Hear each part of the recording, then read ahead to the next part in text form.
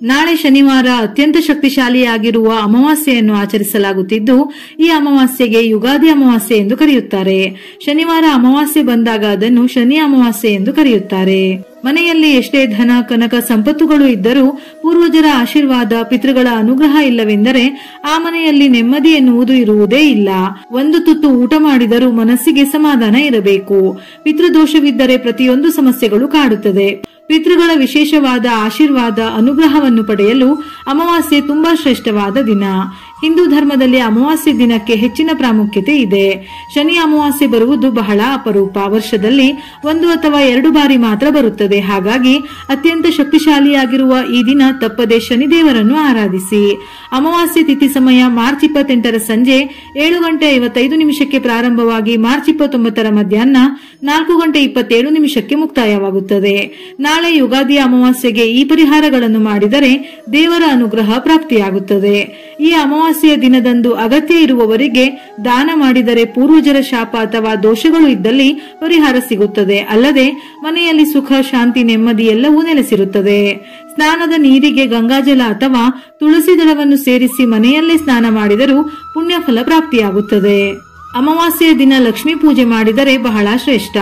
ಸಾದಾ ದಿನದಲ್ಲಿ ಲಕ್ಷ್ಮಿಯ ಆರಾಧನೆ ಮಾಡಿದರೆ ಸಿಗುವ ಫಲಕ್ಕಿಂತ ಅಮಾವಾಸ್ಯೆಯಲ್ಲಿ ಲಕ್ಷ್ಮಿಯನ್ನು ಪೂಜಿಸಿದರೆ ದುಪ್ಪಟ್ಟು ಫಲಗಳು ಲಭಿಸುತ್ತದೆ. ನಾಳೆ ನೀರಿಗೆ ಸ್ವಲ್ಪ ಕಲ್ಲು ಉಪ್ಪನ್ನು ಸೇರಿಸಿ ಮನೆಯನ್ನು ಒರೆಸಬೇಕು.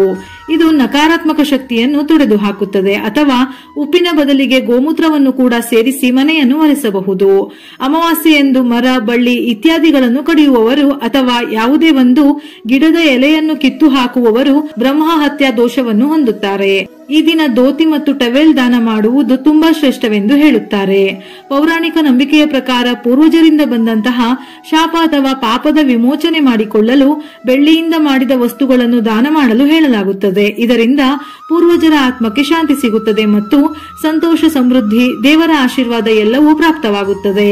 ಅಮಾವಾಸ್ಯೆಯಂದು ಅರಳಿ ಮರವನ್ನು ಪೂಜಿಸಿ ಅರಳಿ ಮರಕ್ಕೆ ಜನಿವಾರ ಮತ್ತು ಹಸಿ ಹಾಲನ್ನು ಅರ್ಪಿಸಿ ಭಗವಾನ್ ವಿಷ್ಣುವಿನ ಮಂತ್ರವಾದ ಓಂ ನಮೋ ಭಗವತೆ ವಾಸುದೇವಾಯ ಎನ್ನುವ ಮಂತ್ರವನ್ನು 7 ಬಾರಿ ಪಠಿಸಿ ಪ್ರದಕ್ಷಿಣೆಯನ್ನು ಹಾಕಬೇಕು.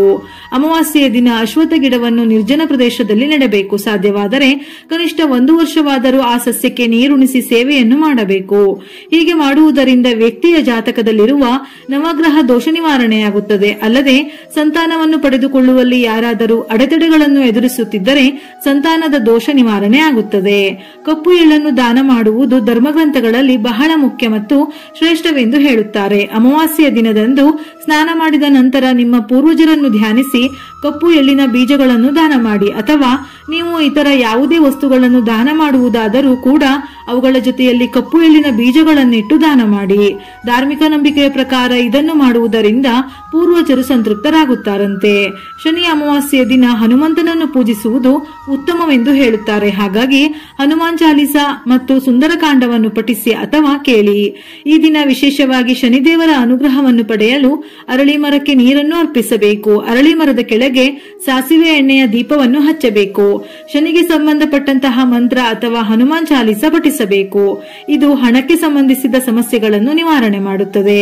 ಶನಿ ದೋಷವಿದ್ದರೆ ಅಥವಾ ಶನಿ ಸಾಡೆ-ಸಾತಿ ಇದ್ದಾಗ ಪ್ರತಿಯೊಂದು ಕೆಲಸದಲ್ಲೂ ಅಡೆತಡೆಗಳು, ಅನಾರೋಗ್ಯ, ಮನೆಯಲ್ಲಿ ಕಲಹ ಜಗಳಗಳು ನಡೆಯುತ್ತಿರುತ್ತದೆ. ಅಂತಹ ಸಂದರ್ಭದಲ್ಲಿ ಶನಿಯ ಅನುಗ್ರಹವನ್ನು ಪಡೆಯಲು ಅಮಾವಾಸ್ಯೆಯ ದಿನ ಕಪ್ಪು ಎಳ್ಳು, ಉದ್ದಿನ ಬೇಳೆ, ಕಪ್ಪು ಬಟ್ಟೆ, ಕಪ್ಪು ಛತ್ರಿ ಮತ್ತು ಕಬ್ಬಿಣವನ್ನು ದಾನ ಮಾಡುವುದು ಬಹಳ ಶ್ರೇಷ್ಠ. ಈ ಬಗ್ಗೆ ಗರುಡ ಪುರಾಣದಲ್ಲಿಯೂ ವಿವರಣೆ ನೀಡಲಾಗಿದೆ. ಅಮಾವಾಸ್ಯೆಯ ದಿನ ದೀಪಗಳನ್ನು ಬೆಳಗಿಸುವ ಮಹತ್ವವನ್ನು ಶಾಸ್ತ್ರಗಳಲ್ಲಿ ಬಹಳ ವಿಶೇಷವೆಂದು ಹೇಳುತ್ತಾರೆ. ಶನಿ ಅಮಾವಾಸ್ಯೆಯಂದು ಸಂಜೆ ಅರಳಿ ಮರದ ಕೆಳಗೆ ಸಾಸಿವೆ ಎಣ್ಣೆ ಅಥವಾ ಎಳ್ಳಿನ ಎಣ್ಣೆಯಿಂದ ದೀಪ ಹಚ್ಚಿ, ಅಲ್ಲದೆ ಮನೆಯ ಮುಖ್ಯದ್ವಾರದ 2 ಕಡೆ ದೀಪಗಳನ್ನು ಬೆಳಗಿಸಿ. ಮುಖ್ಯದ್ವಾರದಲ್ಲಿ ದೀಪ ಹಚ್ಚುವುದರಿಂದ ಲಕ್ಷ್ಮೀ ದೇವಿಯನ್ನು ಆಕರ್ಷಿಸುತ್ತದೆ. ಅದರಲ್ಲೂ ಅಮಾವಾಸ್ಯೆಯ ದಿನ ಲಕ್ಷ್ಮಿಯ ಆರಾಧನೆ ಮಾಡಿದರೆ ಬಹಳ ಶ್ರೇಷ್ಠ. ಅಮಾವಾಸ್ಯೆಯ ಸಂಜೆ ಲಕ್ಷ್ಮಿ ಮನೆಗೆ ಬರುವ ಸಮಯದಲ್ಲಿ ಮುಖ್ಯದ್ವಾರದಲ್ಲಿ ಹಾಗೂ ತುಳಸಿಯ ಮುಂದೆ ದೀಪ ಹಚ್ಚಿಟ್ಟರೆ ದುಪ್ಪಟ್ಟು ಫಲಗಳು ಪ್ರಾಪ್ತಿಯಾಗುತ್ತದೆ. ಲಕ್ಷ್ಮಿಯ ಅನುಗ್ರಹ ಲಭಿಸುತ್ತದೆ. ಈ ದಿನ ಸಂಜೆ ಸಾಧ್ಯವಾದರೆ ಶಿವನ ದೇವಸ್ಥಾನಕ್ಕೆ ಹೋಗಿ ದೀಪ ಹಚ್ಚಿ ನಂತರ ಮನೆಯ ದಕ್ಷಿಣ ದಿಕ್ಕಿನಲ್ಲಿ ಇನ್ನೊಂದು ದೀಪವನ್ನು ಹಚ್ಚಿಡಿ. ಹೀಗೆ ಮಾಡುವುದರಿಂದ ನಿಮ್ಮ ಪೂರ್ವಜರು ಸಹ ನಿಮ್ಮೊಂದಿಗೆ ಸಂತೋಷ ಪಡುತ್ತಾರೆ. ಇನ್ನು ಅಮಾವಾಸ್ಯೆಯ ದಿನ ವಿಶೇಷವಾಗಿ ತಾಯಿ ಲಕ್ಷ್ಮಿಯ ಪೂಜೆಯನ್ನು ಕೂಡ ಮಾಡುತ್ತಾರೆ. ಈ ದಿನ ಲಕ್ಷ್ಮಿಯ ಆರಾಧನೆ ಮಾಡಿದರೆ ಸಕಲವೂ ಪ್ರಾಪ್ತಿಯಾಗುತ್ತದೆ. ವಿಡಿಯೋ ಇಷ್ಟ ಆಗಿದ್ದಲ್ಲಿ ಮರೆಯದೆ ಲೈಕ್ ಕೊಟ್ಟು ನಿಮ್ಮವರಿಗೆ ಶೇರ್ ಮಾಡಿ.